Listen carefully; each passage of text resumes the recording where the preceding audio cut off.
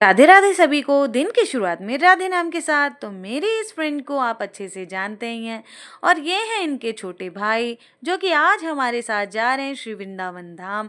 आगे चलकर भाभी जी भी आ गई हैं साथ में और ये हैं चाची जी और उनके लड़के और हम 6 जने निकल पड़े हैं श्री वृंदावन धाम की तरफ।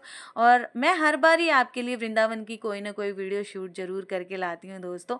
तो हाईवे पे हम थोड़ी देर के लिए बैठे दोस्तों और यहाँ पर हमने रिफ़्रेश होने के लिए अपने लिए चाय मंगाई और ये हैं चाची जी, भैया जी और ये भाभी जो हमेशा कैमरे से बचती रहती हैं इसलिए मैंने इनको बहुत छोटा सा शूट किया है दोस्तों।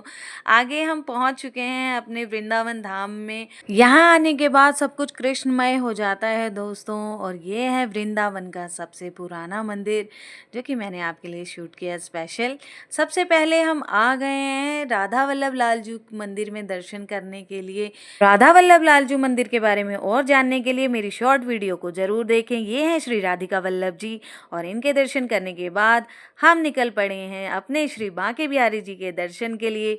और यहाँ आकर देखिए दोस्तों, हमारे श्री बांके बिहारी लाल जी बैठे हैं फूल बंगले में और यहाँ का दृश्य देखिए। यहाँ देखिए दोस्तों, पूरा मंदिर फूलों से सजा हुआ है और ये फूल बंगला रोज बनाया जाता है यहाँ पर ताजे फूलों के साथ।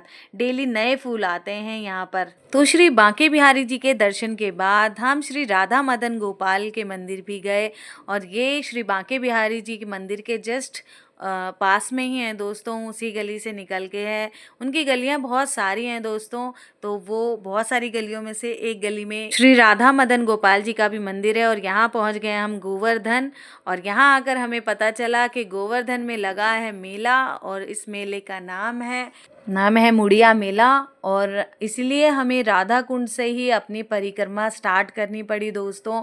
तो हमने राधा कुंड से परिक्रमा स्टार्ट कर दी हम सभी लोगों ने और हर बारी की तरह यही हुआ कि सब लोग आगे बढ़ गए और मैं पीछे छूट गई क्योंकि कछुए जैसी चाल है मेरी।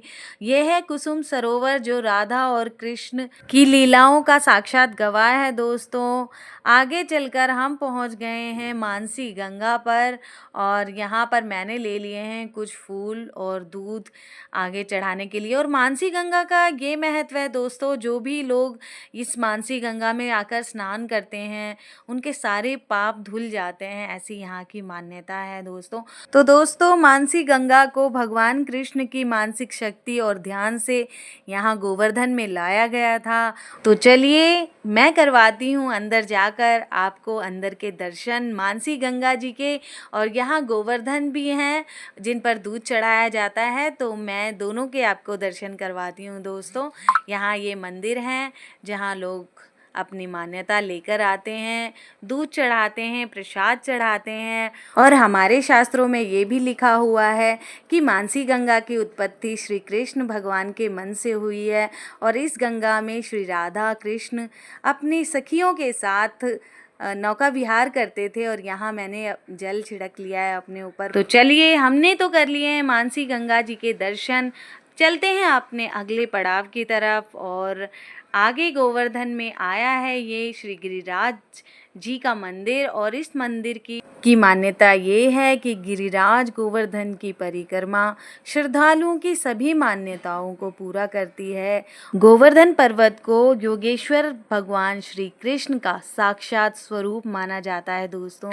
तो अंदर आकर मैंने कर लिए हैं श्री गिरिराज जी महाराज के दर्शन और गुरु पूर्णिमा पे इसका विशेष महत्व है दोस्तों। लगभग 2 करोड़ श्रद्धालु पहुँचे थे यहाँ पर मुड़िया मेला देखने के लिए दोस्तों और गोवर्धन की परिक्रमा लगाने के लिए। और ये पूरी परिक्रमा मार्ग पर होता है ये मेला दोस्तों। जगह जगह पर ऐसी प्रतिमाएं लगाई गई थी और स्टॉल तो बहुत ही सारे थे दोस्तों, मैं क्या ही बताऊं आपको। हर तरीके का फूड था वहाँ पर, वीवीआईपी फूड भी था, काजू पिस्ता बादाम वाला शेक था, मतलब बहुत ही अच्छा फूड था। मैं बता नहीं सकते आपको कितना मज़ा आ रहा था मुझे देखकर। वैसे मैं खाती नहीं हूँ परिक्रमा के दौरान, बस मैंने देखा था तो वो मैंने आपसे शेयर कर दिया। और यहाँ पर देखिए कितनी लाइटनिंग और कैसा चमक दमक है, मज़ा ही आ गया था दोस्तों। मैं तो एक दिन पहले ही जा चुकी थी वहाँ पर, तो इतनी भीड़ नहीं थी उस दिन, लेकिन मैंने सुना कि 21 तारीख को गुरु पूर्णिमा वाले दिन तो यहाँ बेहद भीड़ हुई थी दोस्तों, लगभग 2 करोड़ श्रद्धालु पहुँचे थे। 21 तारीख को गुरु पूर्णिमा वाले दिन तो मैं यहाँ पहुँच नहीं पाई दोस्तों, उससे पहले ही पहुँच गई, लेकिन मेरे को मुड़िया मेला देखने का तो सौभाग्य प्राप्त हो ही गया दोस्तों। और यहाँ देखिए इनका डांस, और ये राजस्थान साइड से थे। और जब हम गोवर्धन की परिक्रमा करते हैं दोस्तों तो 2 पॉइंट यानी कि 2 किलोमीटर और कुछ राजस्थान का एरिया भी आता है और उसमें कवर होता है। तो यहाँ राजस्थानी डांस खत्म होने के बाद हम चल पड़े हैं अपने नेक्स्ट पड़ाव की तरफ, और ये है पूंछरी के लोटा का मंदिर, जो है बहुत ही फेमस दोस्तों।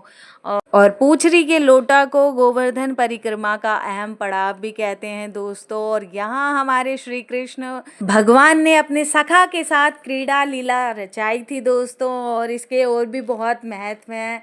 और ये देखिए एक डांस, और तो चलते हैं अपने अगले पड़ाव की तरफ, और ये पड़ाव है हमारा श्री गिरिराज धरन जी, श्री गिरिराज जी पर्वत। और यहाँ की मान्यता आप सभी भक्तों को पता है दोस्तों कि इंद्र के घमंड को चूर करने के लिए और समस्त ब्रिजवासियों के रक्षा हेतु अपने दाहिने हाथ की कन्नी उंगली पर प्रभु ने ये गिरिराज पर्वत उठा लिया था। और ये माता जी बहुत ही बूढ़ी थी, मैंने इनको भी शूट कर लिया, देखिए दोस्तों। उस समय रात के 3 बज रहे थे और ये बाहर परिक्रमा मार्ग पर सो रही थी घाट पर, तो मैंने इनको शूट कर लिया।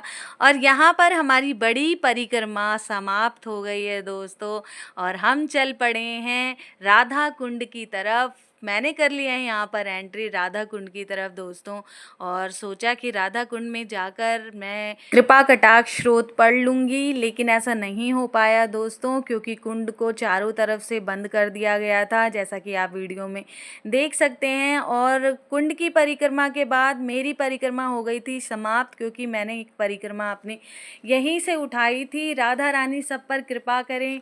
और क्योंकि भाई परिक्रमा करने के बाद थोड़ी थकावट तो हो ही जाती है, तो मैंने ले लिया यहाँ पर टी, और मेरे सारे दोस्त जो हैं वो पीछे रह गए थे, और सब इकट्ठे होकर हम 5 बजे करीब निकल पड़े हैं राधा रानी के मंदिर में। और देख लीजिए सबकी शक्लें कैसी हो रखी है, सबको नींद आ रही थी। पूरी रात परिक्रमा लगाने के बाद नींद आना तो स्वाभाविक था दोस्तों, क्योंकि गाड़ी में ठंडी ठंडी हवा लग रही थी सुबह 5 बजे की। तो आज की वीडियो को यहीं विराम देती हूँ। जय जय श्री राधे।